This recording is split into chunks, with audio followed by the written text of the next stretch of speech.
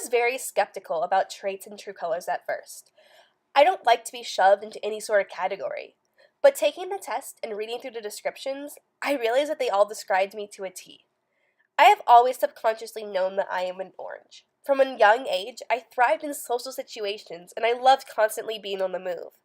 When I was little, my mother put me into everything. I tried dance, tumbling, softball, basketball, soccer, and finally theater. After performing in my first show in kindergarten, I was hooked.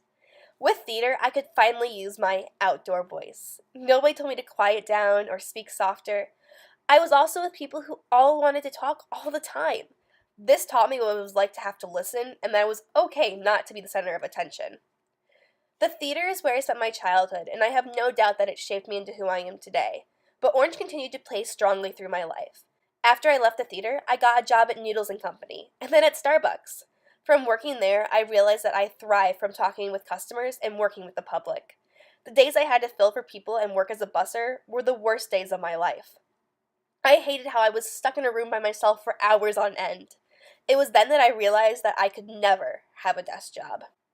I believe that dealing with a busy high school schedule made my second highest color be gold. If I hadn't have had a planner in high school, I would have been completely lost.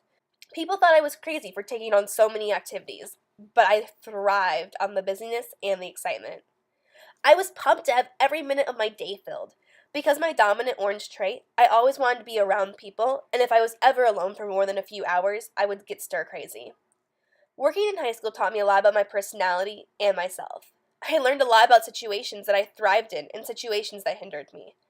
This has led me to pursue a job as a cruise ship activities director. And with the top 2 traits of woo and communications, I couldn't think of a better path.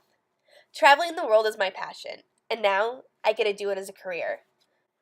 Looking back, I always knew the type of person that I was, and I knew when and how I functioned best, but I could never communicate it. Because of CLC, I finally have a name for it all. I would like to finish with a quote from Mark Twain. 20 years from now, you'll be more disappointed by the things that you didn't do than the ones that you did do. So throw off the bowline, sail away from the safe harbor. Catch the trade winds in your sails. Explore, dream, discover.